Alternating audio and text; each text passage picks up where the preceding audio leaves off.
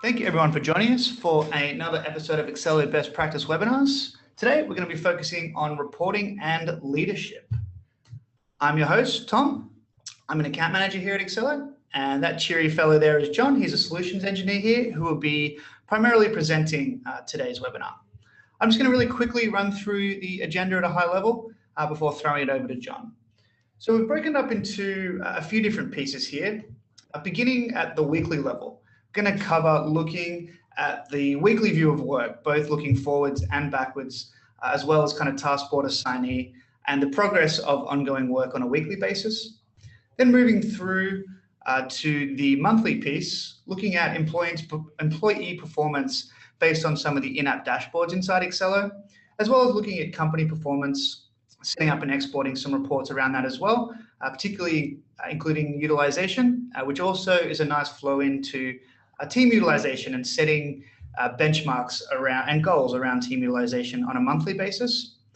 Then moving through to quarterly, we're going to look at setting up reports and exports both at a projects perspective and also a task performance perspective over the length of the quarter. Going to really briefly touch on a couple of really cool triggers that are commonly used for some kind of in-app reporting and progress reports. At the end, we're going to touch on a couple of bits and pieces that are upcoming within Accelo around improvements in reporting for the platform. And then going to leave plenty of time at the end for some Q&A. I'm going to collate the questions as we go, and we're going to answer them all at the end. And anything that we can't get an answer to, or if we do happen to run out of time, I'm more than happy to follow up with you after, certainly available. Okay, so I'm going to throw this over to John, and we're going to get going. Great, thanks for the kickoff there, Tom. So like Tom was mentioning, the start and the most micro view that we'll be jumping in today is weekly.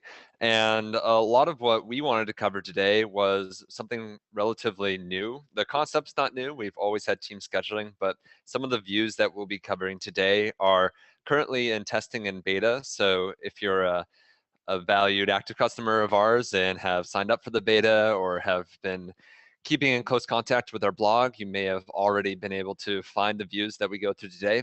If you're a newer customer or this is your first time hearing that there's a new view of our scheduling, the way that you can access it, either as we go through today, you can tag along, or after the call, is you would put your company name or whatever you have chosen to be before the .accelo.com for your account name, and then / here for the schedule grid view, the newer view of the team schedule that we'll dive into today. So what I first wanted to jump into is being able to quickly answer the question of what happened last week.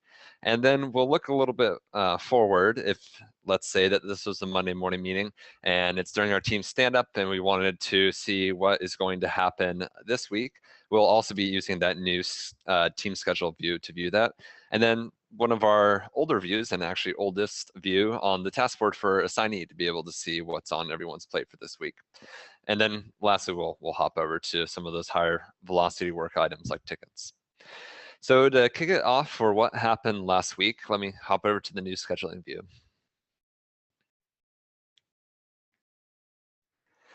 So what we'll be able to see here on the new schedule view on the left-hand side is everyone on my team in this demo account. And there's a few different ways to either segment your team or to pull up your entire team. One would be adding users one at a time. So if I want to add CJ or someone who's not here, I could just pull up his name. Alternatively, and some of our customers have begun to create skills and groups to be able to categorize different skill sets, for example, the design skill set versus development skill set, or even groups. And this is commonly put in by the executive team or the project management team. Some of our customers are using groups for their different offices. So my West Coast team versus my East Coast team, and pull up the different groups and see how busy they are. What we're going to find here on the different heat map views is how busy everyone is. So if we were to ask the question or answer the question, what happened last week? What I would first want to do is pull up the time that will show me what happened last week. So we have two different categories of time on the schedule. One would be the past time or time that was actually logged. That would be billable and non-billable, so I definitely want to see that. And then we have 4 different types of future-looking work, and we'll cover those briefly in the next section. So from a really high level, what happened last week? Well, Tony wasn't that busy at all. He didn't log much time. Travis and Eddie were a lot busier. And it looks like CJ was either on vacation or just didn't log any work. So kicking it off, this gives me a good idea of probably who didn't fill out their timesheet or not. But if I'm asking them not to fill out their timesheet, if they're not doing any work, then it looks like a few of us weren't busy at all last week. If I want to drill down, let's say I wanted to check out what Eddie did last week, all I have to do is click on the box area. And then on the right-hand side, we'll be able to first see everything that he did last week. So he did almost 30 hours. So basically his whole entire week was installation for a new client, Harman Communications. And if I wanted to piece together exactly what he did during that installation, I'm able to quickly drill. So it looks like Eddie is pretty involved across the board. He helped with the kickoff. He put together the development and the plan as the subject matter expert. And then he worked on the implementation phase doing installations and tests. Looks like he spent about 15 hours over a few days on that too. On top of the installation, it looks like Eddie did a few other things. He got pulled in on a sale. Maybe he was helping us put together a proposal or a quote. And then he was either coming in as a subject matter expert, or maybe he's a technician on our team and he was working on a ticket. I'm able to see that here. Now, if you're familiar with our older team scheduling view, you might be used to clicking into each day, and you still can get a good sense on what happened each day by clicking through Monday, Tuesday. Looks like he was especially busy on Wednesday and Thursday because we have little red squares that shows that he was overbooked or spent more than 8 hours each day on this. And then on Monday, he didn't have any work. But we're finding that the all view has been really helpful to answer and quickly answer that question of what happened last week for Eddie and the others on our team. So Travis helped Eddie with the installation, and then Allison is an account manager on monthly services and doing some tickets. Now, if we wanted to start to ask the question of what's on everyone's plate this week or looking out to next month, what I can do is I can add the 4 different types of future work in here to be able to see how busy everyone is. And just briefly going over what the difference between these are. Scheduled would be like if I had a client meeting or internal kickoff, these would be meetings that I booked from Accelo that are scheduled on our calendars, or coming from my external calendar if I just put a client meeting on Google Calendar or my Office 365 Outlook calendar. All those scheduled meeting times would be able to come back into Accelo and reflect on what is everyone doing this week or how busy they are. External, we found sometimes is helpful, sometimes isn't from a utilization perspective. This will be pulling in things like dentist appointments or lunch with a friend. Any external appointments that are on calendar but not necessarily related back to a project or to client work. Committed would be wanting to work on something specifically today for 8 hours, or I want to work this week for 4 hours each day. Committed time allows me to pull some of that scheduled time off of a project onto people's calendars. And then auto schedule, if you don't do anything like scheduling meetings or committing specific time, and you're just assigning people to tasks and projects, auto scheduled is what automatically will show up on the schedule as things I need to do based off of start and due dates of tasks. And this is more often than not going to be the most common, or at least the biggest amount of time that's going to be showing up on the schedule. So here what I can see is what's on everyone's plate. From a high level heat map, it looks like Eddie is really busy, almost double the amount of, actually more than double the amount of utilization that we're shooting for. And then John, myself, I'm a little overbooked as well. And if I wanted to drill down to see what's on my plate, most of the week I'm working on a banner ad for an advertising project. And it looks like on top of that, I got scheduled for a new installation and a consulting gig with Stanford that we just won. So these are one of the weeks that either I suck it up, have very long nights, or this may be something that I start looking at Tony and Travis check their skill sets, and see if any of them can pull off some of this work. And I just drag and drop and shift it onto their calendars. So those are the two different ways to answer what's on everyone's plate this week if I was doing my Monday morning and then looking back into the previous week.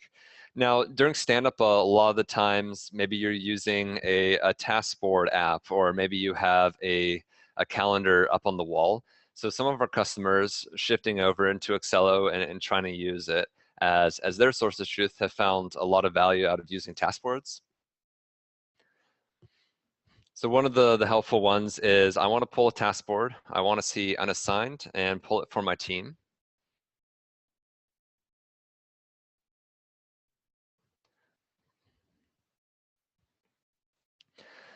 And then everything that's due this week. So what's on everyone's plate? It looks like Allie is going through a go live checklist and she's rolling off of a project, which is fantastic. And then myself and Travis have a good amount of work that's due this week. And then what I can take a look is for my team, any unassigned work that needs to be done, like we're doing an initial creative review, maybe someone needs to work on that. Allie's definitely the least busy of stuff that's physically due this week. So all I have to do is drag and drop it onto her calendar. And then it's really easy to drag and drop and shift and move work around as well. So this is slowly going into not necessarily just reporting on how busy people are, but being able to be actionable and a team leader and shift and move work around and have conversations with your team using Accelo rather than using sticky notes or whiteboard, which is usually the common thing to use outside of a system like this. And then the last one that we'll do weekly, and this can just as easily be a monthly task as well, depending on how fast my tickets get created and completed. And same with projects. If I have very quick projects, maybe this is a weekly report that I do, is just getting a sense on how many tickets came in and how many were completed last week. So what I'm going to do is go to the list view to answer these questions. Any of these objects or modules on the left-hand side will go to a list view for the module that it represents. So for example, if I wanted to pull a list report of all sales, I can go to here. And since we're looking at tickets or services, all I have to do is pull up this, and it automatically defaults to any active tickets in the pipeline. Now what I wanted to do is maybe take a look at what was open last week. And the more filter here is going to give you more options to filter off of that's beyond just these defaults. And some presets are things like date and staff, but you're also able to add custom profile fields or extension structures. So for example, if you wanted to sort or filter by waiting reason, is it on the client or is it on us? You're able to do that from here too.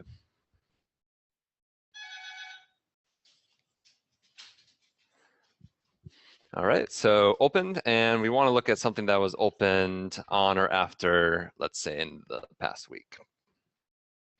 So it looks like these tickets are still opened. And if I wanted to save this report or share it with the rest of the team, what I'll be able to do is save this. And no means it's just a personal report from mine. So this is really common in the ticket land for a technician. Maybe he just wants to take a look at his own queue. Whereas a support manager or owner on the team might want to share the report with the rest of the team and have it as something that everyone's keeping their eye on, like what was closed last week or open last week. And then I'll be able to easily access those within each of the objects like tickets on here in my filters and shared filters. And then let's say that I didn't want to click into that, I was in another screen.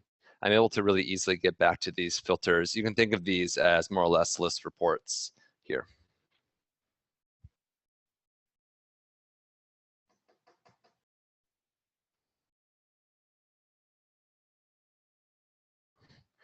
So those are the three things that can happen weekly. What we'll transition into is what we can look at for monthly. So the first thing that we'll take a look on is easy ways to see employee performance. That would be new business, looking at how our account managers are performing with sales. the technicians and how they're doing on the support side using the ticket dashboard. And then lastly, we'll jump into project managers and how they're tracking on budget or on time on the projects that they're managing. So to find the dashboards, on the top navigation, right next to the saved filters is the dashboards. And what we'll be covering are the 3 different object dashboards here. So the first one, to be able to take a look at how our sales team and account managers are performing, is the sales dashboard. The top area are things like forecasts on what we're planning to bring in, and then the sales funnel, how many sales are in each stage within our pipeline. Maybe these are discovery and initial conversation sales, whereas these are later stage, the quote's out, or we're in the final stage of the proposal being signed. And then if I wanted to start to answer the questions on, well, how are my individual team members doing? How is Ali doing versus how is Richard performing? Here we can see the performance. And if we're doing this monthly, I would probably just look at how did we do last month.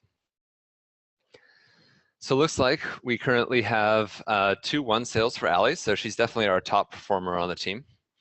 And then Travis has 1 sale that he lost and no one else lost a sale. So what we can do from here on the dashboard is it's really easy to get a sense on what the sales are behind these numbers. Basically everything on any of our dashboards is really easily linkable. So for example, if I wanted to get a sense on, well, what did we win? All I have to do is click here. And if I wanted to have my one-on-one monthly meeting with Travis and sit down and go through his win-loss, all I have to do is click on this lost and we can go through a long trail of meetings that he's had. Because Accelo integrates with your email, it's been really helpful to do a post-mortem on the lost sales on, well, where do we think that we lost them? Was it after the quote? Was it on the initial scoping phase? So we'll be able to read those back and forth. So that's been really enlightening rather than just reporting, but actually drilling in to see the mechanics in and what happened in the process. So moving on from sales and going into the projects land. The top level project dashboard has a band of KPIs, and these are more for the finance team or even the executive team to get a sense on what was done and what have we not improved and or approved on the work side if we're doing time and materials invoicing. If we were to scroll down, the project scorecard allows me to see, are we tracking things on budget or are we slipping? Are we hitting our due dates or are they falling behind? And then on the activities side, we're integrating both with time logging and email or meeting activity. So even if we're not doing large chunks of work, but we're having client conversations, that's going to still show as green. So this will give me a sense on what's actively working on versus what's starting to become dead. Now, if I wanted to drill into the performance by person, I can do it here. So if I wanted to see how Travis is managing his projects versus how Tony's doing, Travis is slipping a little, but actively working on it.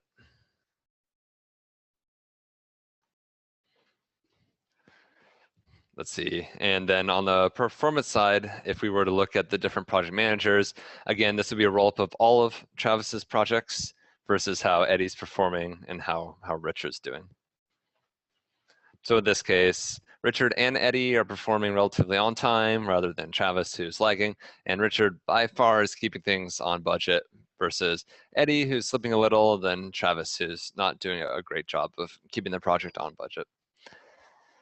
And again, these numbers help me give a sense on how the conversation should be when I'm having my one-on-one with the project managers. But more importantly, it's just not a report. It's really easy to get the answers to the projects down below.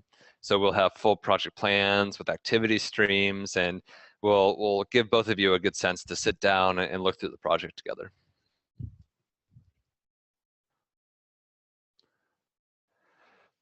Then the last dashboard that I want to cover is on the services or the ticket side.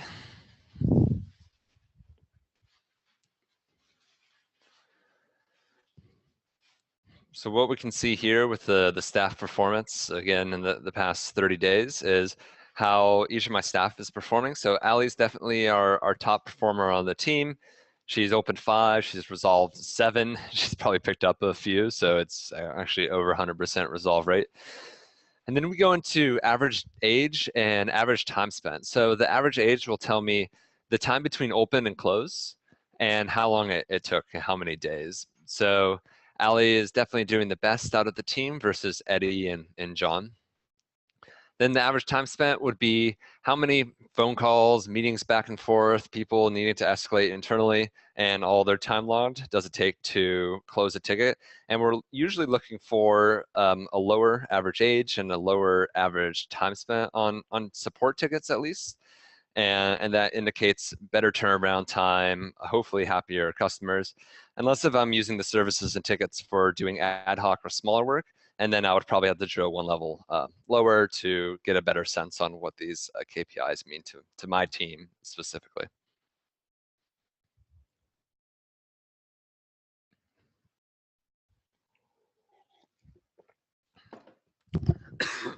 Excuse me, just one moment.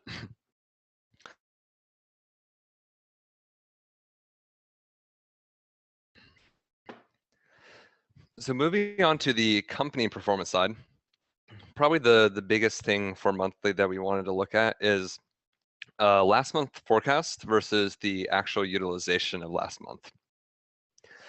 So what we'll first take a look at is how we get the data out of the system.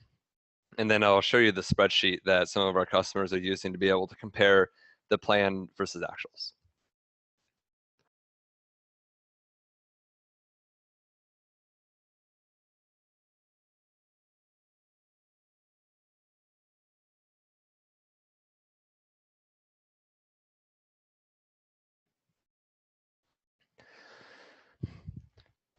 What you'll find on the utilization dashboard is actually very similar to the data that we're representing on the team scheduling side.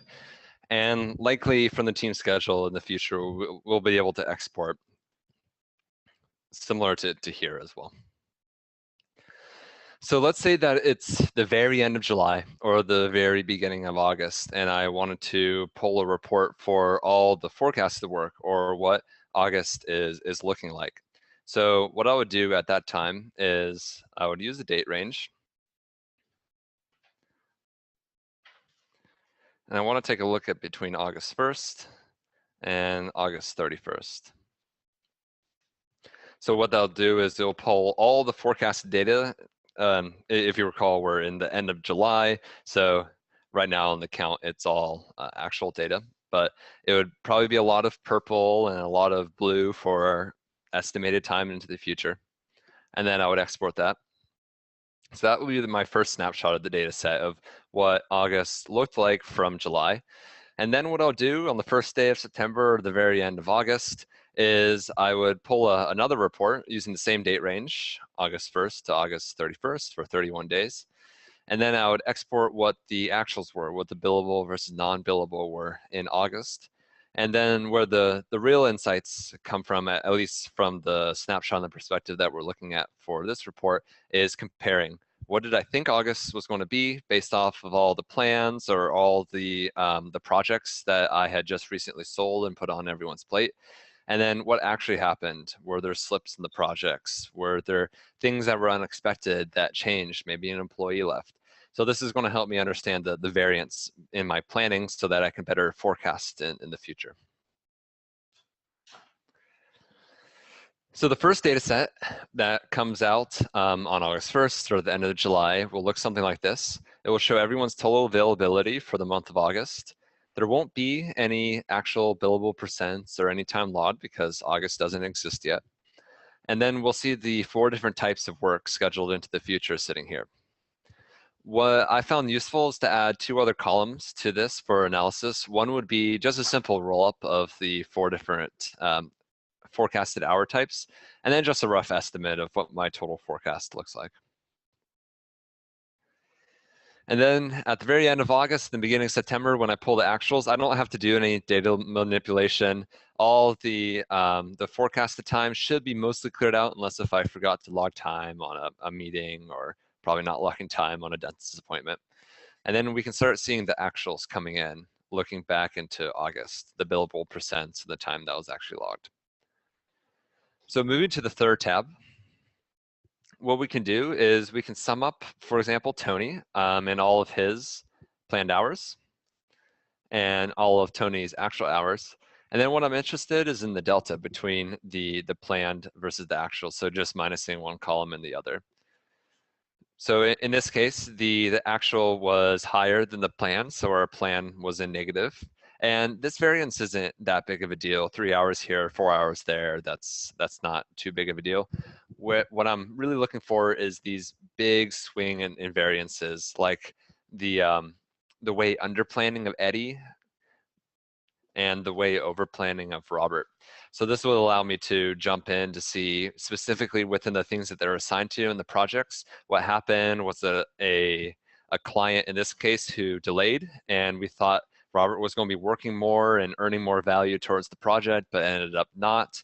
And then in this case, was Eddie thrown on something at the last minute? Was he picking up a lot of tickets? All the small little mechanics that can go into the variances on utilization. And variances aren't necessarily bad. Maybe we're putting more on their plate because they were totally underbooked coming into the month and they did a lot of valuable client work. But what we're looking for is how we can operationalize and systematize the assigning out and our resources so that we can more confidently bring in new business, make hiring decisions. And it tends to trend towards less variance being a lot easier to actively plan and be more confident looking into the future quarters.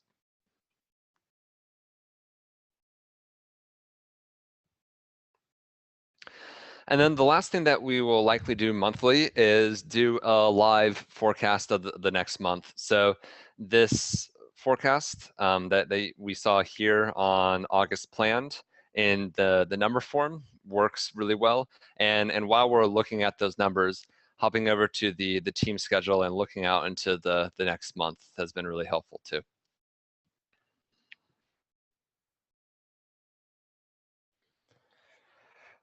So in this case, if we were looking out into the next month or so, it looks like we're relatively booked. It looks like Travis has a bit of a lull here. He might be rolling off of one project and rolling on to another.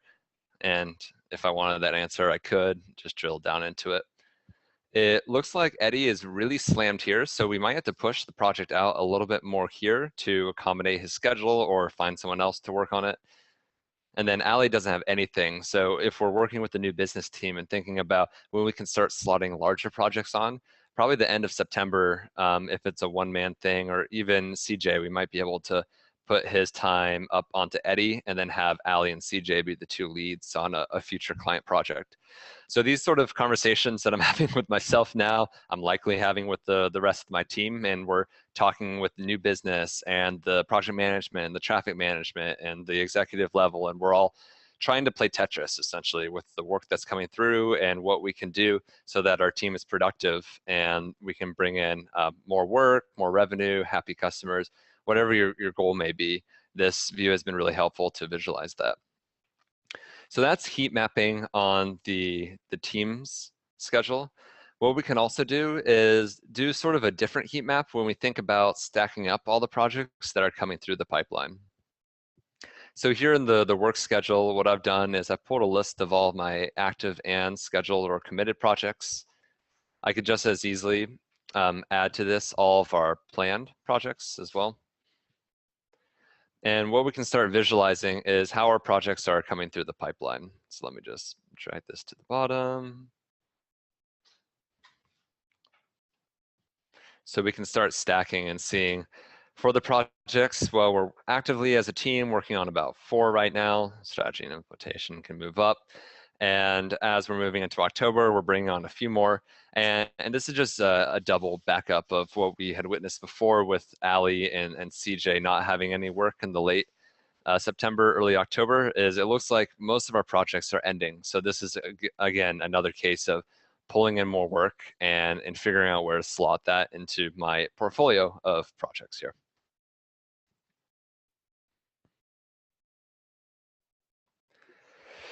Moving on to quarterly, there's 2 large things that we can pull from Accelo to start getting more insight into our operations.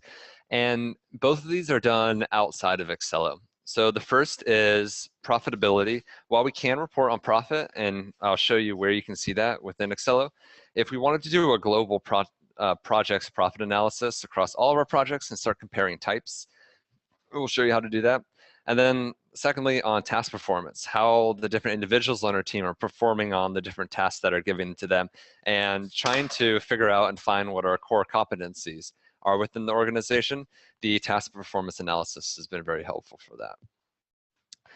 So first, on the project's profitability, what I'll show is how to set up the list report and export to get that data out of the system.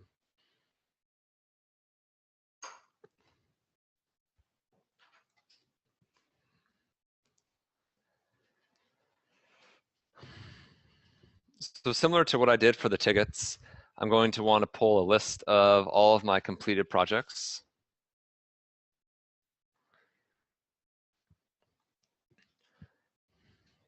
And since we're doing this quarterly, maybe I want to see that everything that was completed last quarter. So if I was doing the first of the month, I might jot down 90 here. Otherwise, I might put a specific date range. Then from here, what we'll do is we want to export. And the difference between simple and extended exports within these list views is simple will be basically just what I'm seeing here. It would be things like title of the project, the project manager, the amount of budget that was used.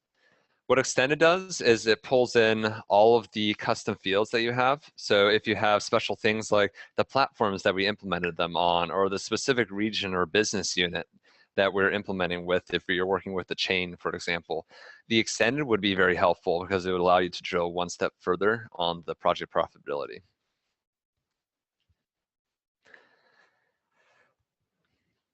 So now shifting over into the raw data that's coming out of the system, what Accelo is going to do is, because, as I was mentioning before, different project types might have different custom fields, we're going to tab out the different project types. So the first step in aggregating the raw data is to combine the data set.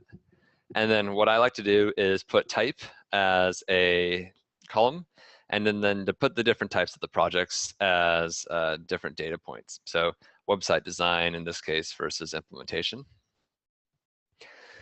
And then some other items that I like to add is it's now pulling the services, price, budget, cost, profit, as well as the materials. But for large level analysis, I do like to pull in total revenue, total cost, and total profit, so I can get a sense on the total profit margin here on this spreadsheet. And if these data points look familiar, it's because within each of these projects, we have all this information sitting there. So for example, if we were to hop over to that web build, maybe we're designing a website.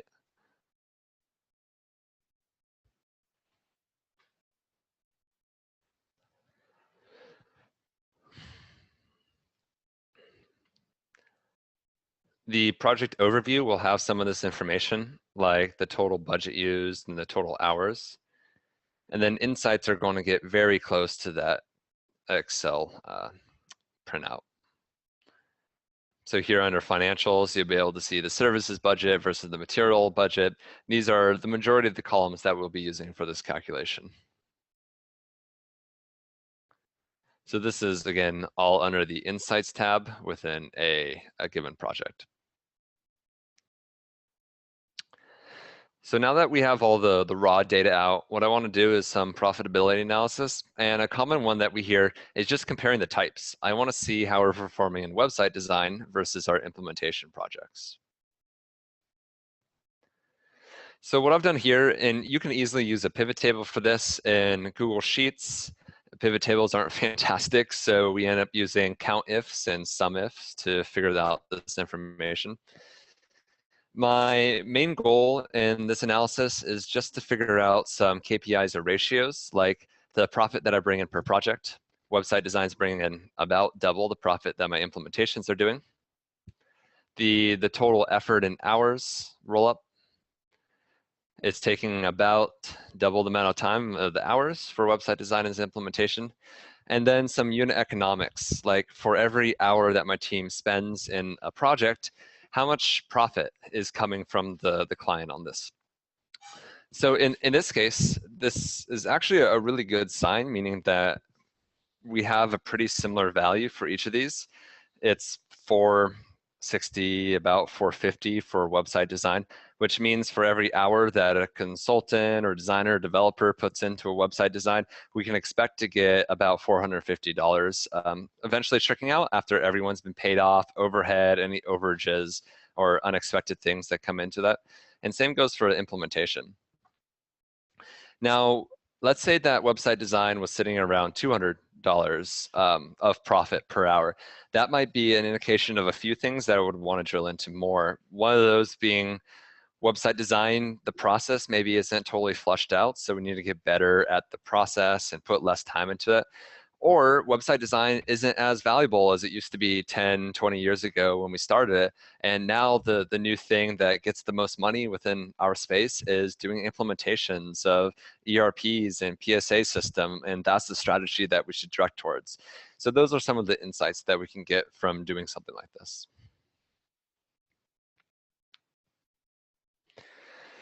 Next would be drilling one step lower and looking across all the different tasks and finding out how the team is performing on their different skill sets. So first, to do this analysis, we would want to get an export of all the tasks from the system.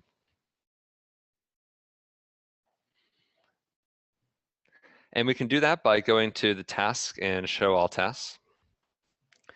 And just like the projects that we pulled, we'll likely only want to pull tasks that have been completed.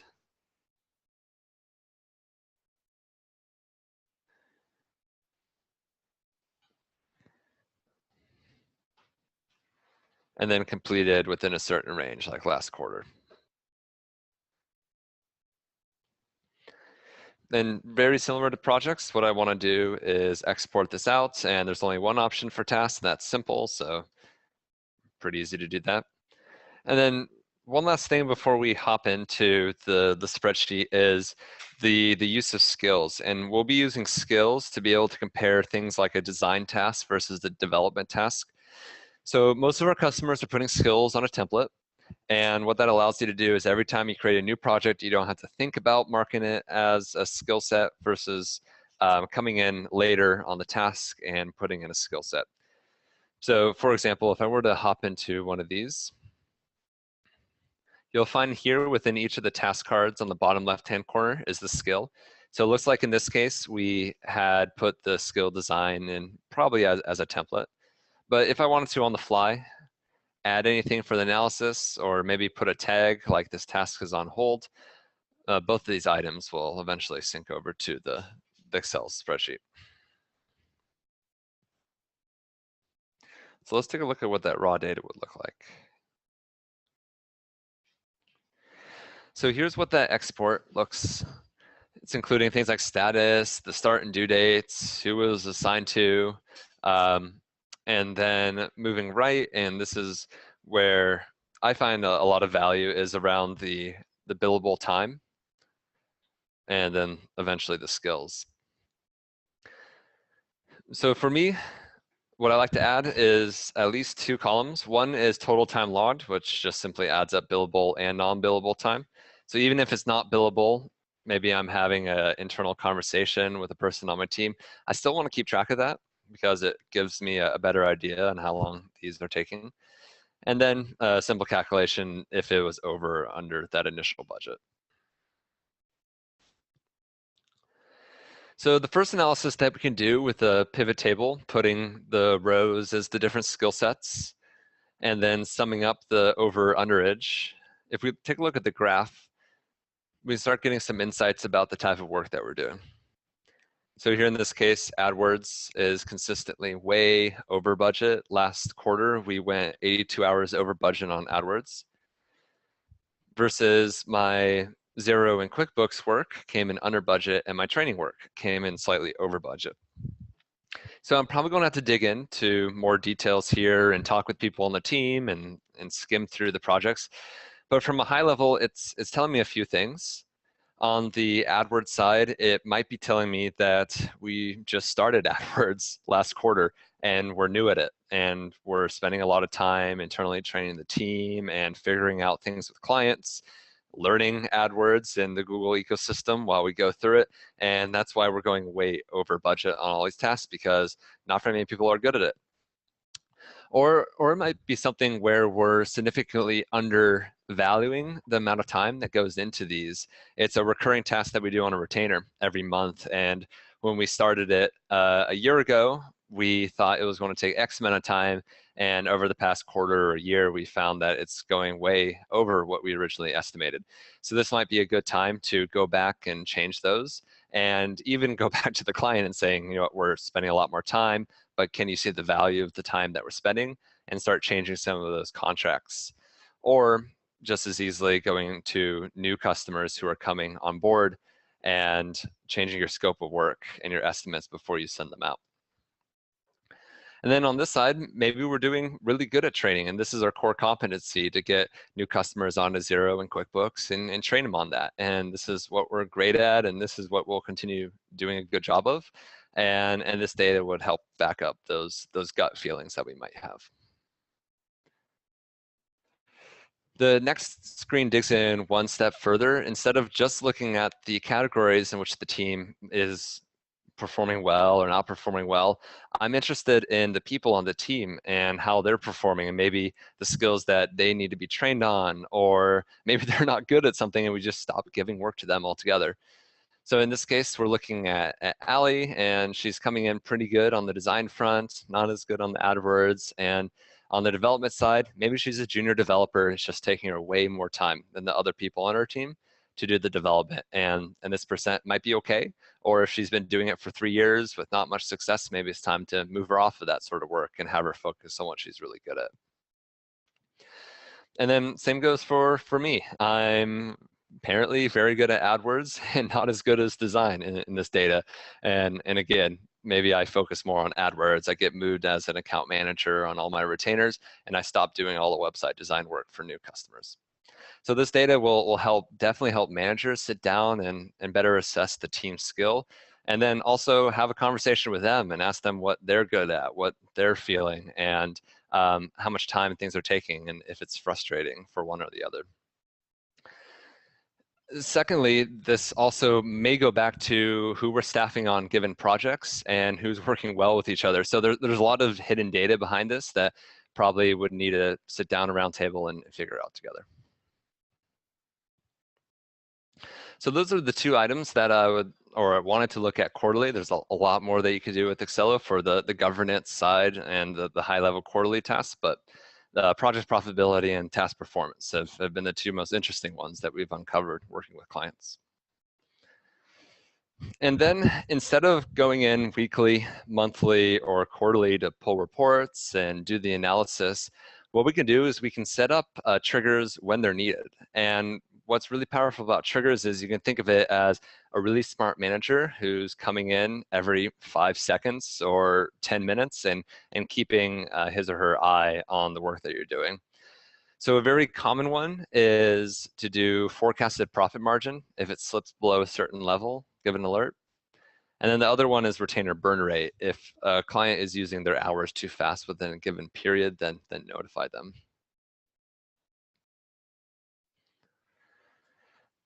So what I'll do is I'll show you the basic structure for how to set one on a project, and it's more or less very similar to do it on the retainer side.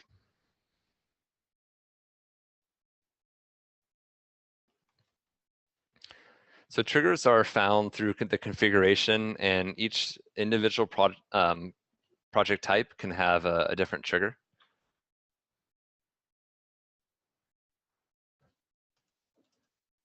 So profit margin below 30%, and this is forecasted, not active.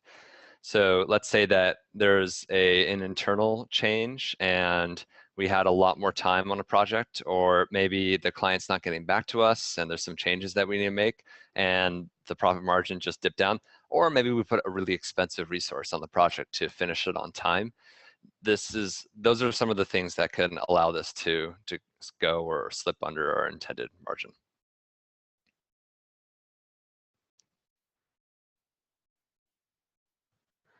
So anytime we're doing financial analysis like profit, it would be under the finance dropdown. And we want to say, when profit margin is less than 30%. So if the forecasted profit margin slips below 30%, then we want to do something. And most of the times, we're just wanting to create an internal activity, especially to the project manager. And then we might hard code the VP of operations or the head of professional service, even the CEO, as a recipient of this. And this will come as an internal note and will show up as an email in their inbox as well. So you can customize whatever you want to put in this alert. Often I would want to have the link to the project and maybe some more indications on what's going on there.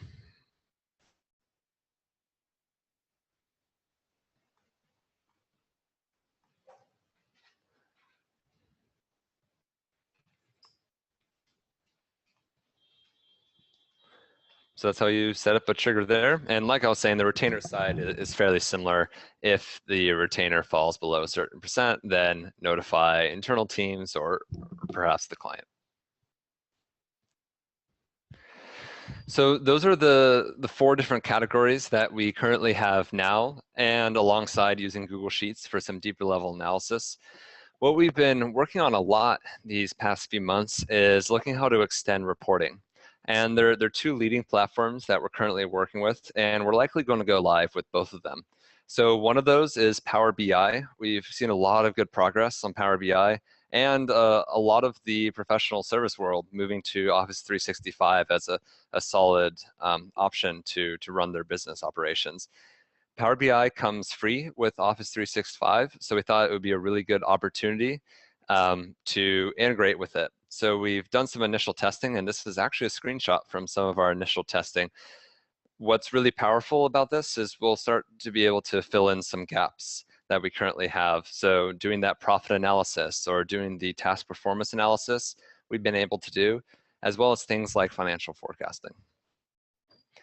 And then on the Grow side, the main intention for Grow would be having standardized KPIs throughout your entire organization and share things like how many new customers did we bring in last year, or what's our current sales pipeline, or how's our project revenue in the last quarter, to answer those and to have that more open and available to the rest of the team rather than stuck in some spreadsheets. We see Grow as being another really great option for that. So stay tuned on any updates. I believe we've already mentioned in our blog around Power BI, and hopefully it's coming out this fall. And then on the Grow side, we've just started testing it more seriously.